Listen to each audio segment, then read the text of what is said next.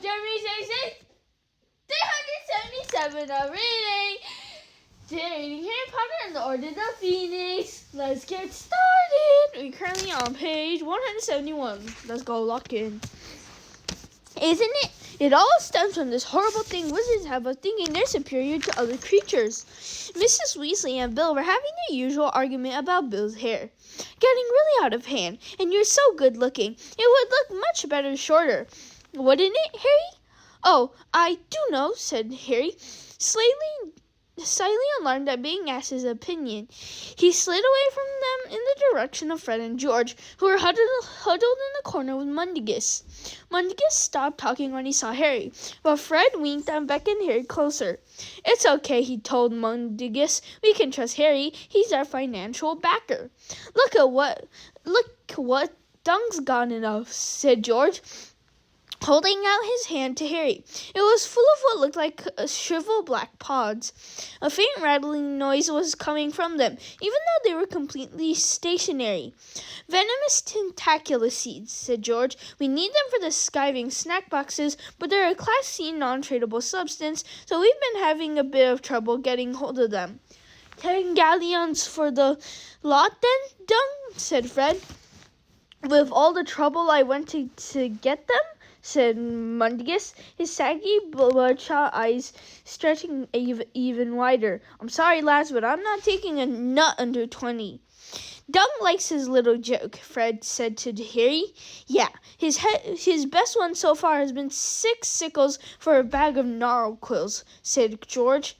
Be careful, Harry warned them quietly. What? Said Fred. Mom's busy cooing over Professor Ron. We're okay, but Moody could have his eye on you, Harry pointed out. Mundungus looked nervously over his shoulder. Good point, that, he grunted. All right, lads, 10 it is, if you'll take him quick. Cheers, Harry, said Fred delightedly, when Mundungus had emptied his pockets into the twins' outstretched hands and scuttled off toward the food. We'd better get these upstairs. Harry watched them go, feeling slightly uneasy. It had just occurred to him that Mr. and Mrs. Weasley would want to know how Fred and George were financing their joke shop business when, as inevitable, they finally found out about it. Giving the twins Triwizard winnings had seemed a simple thing to do at the time, but what if it led to another family row and a Percy-like estrangement? Would Mrs. Weasley still feel that Harry was as good as her son if she found out that he had made it possible for Fred and George to start a career she thought quite unsuitable?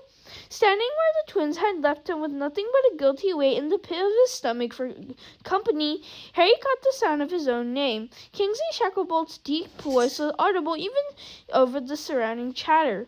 Why Dumbledore didn't make Potter a prefect, said Kingsley. He'll have his reasons, replied Lupin, but it would have shown confidence in him. It's what I'd have done, persisted Kingsley, especially with the Daily Prophet having a go at him every few days. Harry did not look around. He did not want Lupin or Kingsley to know he had heard. He followed Mundungus back toward the table, though not remotely hungry. His pleasure in the party had been evaporated as quickly as it had come. He wished he were upstairs in bed. Mad-Eye Moody was sniffing at a chicken leg with what remained of his nose. Evidently, he could not detect any trace of poison, because he then tore off a strip of it with his teeth. The handles made of Spanish oak with anti-jinx varnish and built-in vibration control, Ron was saying to Tonks. Mrs. Weasley yawned widely. Well, I think I'll sort out that boggart before I turn in. Arthur, I don't want this lot up too late, all right? Night, Harry dear. She left the kitchen. Harry set down his plate and wondered whether he could follow her without attracting attention. You all right, Potter? Grunted Moody. Yeah, fine, lied Harry. Moody took a swig from his hip flask, his electric blue eyes staring sideways at Harry. Come here, I got something that might interest you, he said. From an inner pocket of his robes, Moody pulled out a very tattered old wizarding photograph. Original Order of the Phoenix, growled Moody. Found it last night when I was looking for my spare invisibility cloak. Seeing as Podmore hasn't had the manners to return my best one, thought people might like to see it. Harry took the photograph. A small crowd of people, some waving at him, others lifting their glasses, looked back up at him. "There's me," said Moody unnecessarily, pointing at himself. The Moody in the picture was unmistakable, though his hair was slightly less gray and his nose was intact. "And there's Dumbledore beside me. Daedalus Diggle on the other side. That's Marley McKinnon. She was killed 2 weeks after this was taken. They got her whole family. That's Frank and Alice Longbottom." Harry's stomach, already uncomfortable, clenched as he looked at Alice Longbottom. He knew her round, friendly face very well, even though he had never met her, because she was the image of her son, Neville. "Poor devils," growled Moody. "Better dead than what happened to them. And that's Emmeline Vance. You've met her. And that's Lupin, obviously. Benji Fenwick, he copped it too. We only ever found bits of him. Shift aside there," he added, poking the picture, and the little photographic people edged sideways, so that those who were partially obscured could move to the front.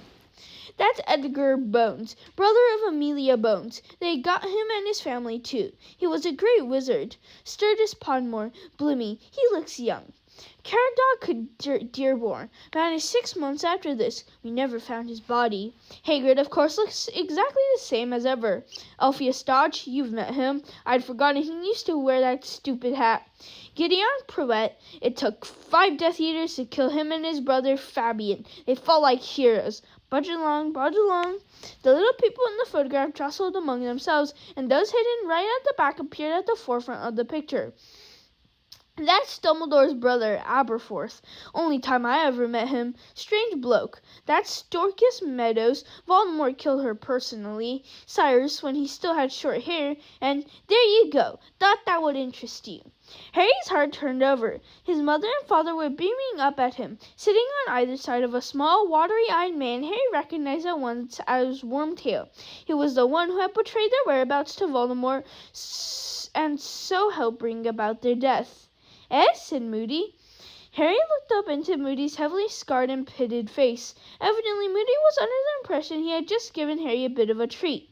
"Yeah," said Harry, attempting to grin. Listen, I've just remembered. I haven't packed my—" He was spared the trouble of inventing an object he had not packed. Cyrus had just said, "What you've got there, Mad-Eye?" And Moody turned toward him. Harry crossed the kitchen, slipped through the door, and up the stairs before anyone could call him back. He did not know why he received such a shock. He had seen his parents' picture before, after all, when he had met Wormtail. But for them to have sprung to life sprung on him like that when he was least expecting it, no one would like that, he thought angrily.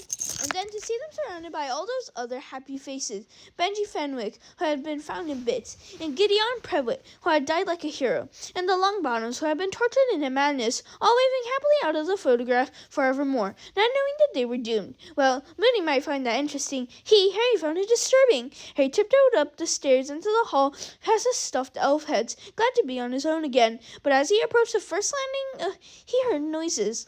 Someone was sobbing in the drawing room. "Hello," Harry said. There was no answer, but the sobbing continued. He climbed the remaining stairs 2 at a time, walking across the landing and opened the drawing room door. Someone was carrying against the dark wall, her wand in her hand, her whole body shaking with sobs. Sprawled on the dusty old carpet in the patch of moonlight, clear dead was Ron. All the air seemed to vanish from Harry's lungs. He felt as though he were falling through the floor. His brain turned icy cold. Ron dead? No, it couldn't be. But wait a moment, it couldn't be. Ron was downstairs. "Mrs. Weasley?" Harry croaked. "Ridiculous!" Mrs. Weasley sobbed, pointing her shaking wand at Ron's body. Crack! Ron's body turned into bills spread-eagled on his back, his eyes wide open and empty. Mrs. Weasley sobbed harder than ever. Thank you, everyone. That's all for today. Bye. See you tomorrow. Tomorrow we're going to read page 176. Bookworm closed. Peace out.